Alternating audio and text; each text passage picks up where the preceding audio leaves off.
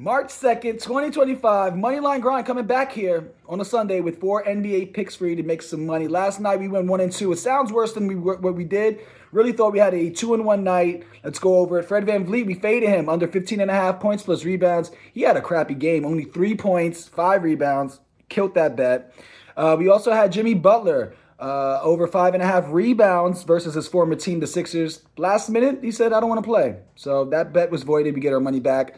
We had Pajemski over 3.5 assists. He had plenty of opportunities. He found Draymond Green rolling to the basket. He found Moses Moody rolling to the basket. Those guys just can't finish around the rim, I guess. Finished with 2 assists.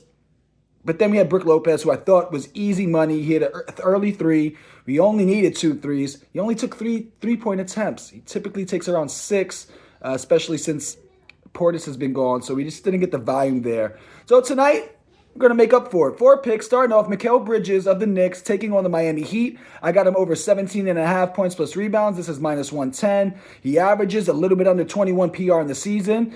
They played the Heat on October 30th, towards the beginning of the season. He had 20 PR, and that's before he kind of established himself and who he is in the offense. And they didn't really know, I think, how to play with Mikal at that time. We look at other small forwards against the Heat. Their points plus rebounds. Siakam at 42. Kuzma early in his Bucks career had 19, and Jason Tatum, or if you are Hispanic, Hassan Tatum, had 41. I think Mikal Bridges is going to have a good day today. I see Spoelstra probably focusing on Brunson and Cat, and Bridges should get some good looks.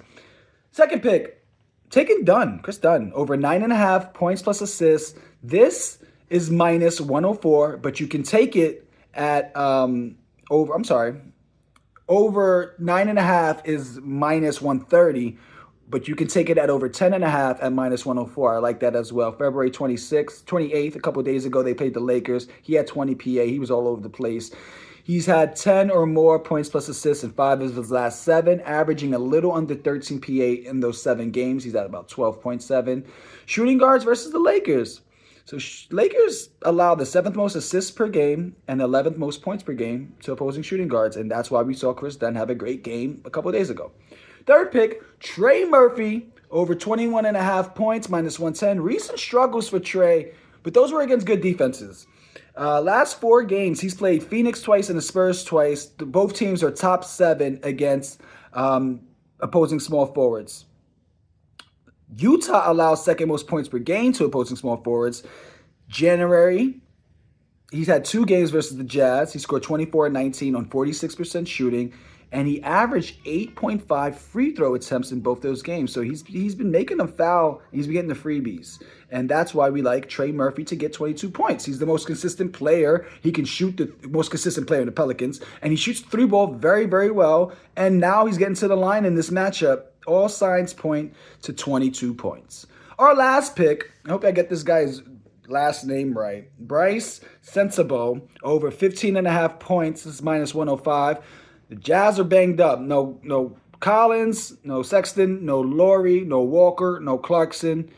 So we're going to look at some minutes here. We can assume he should get at least 25 minutes, and if he does, he's hit 6 of his last 8.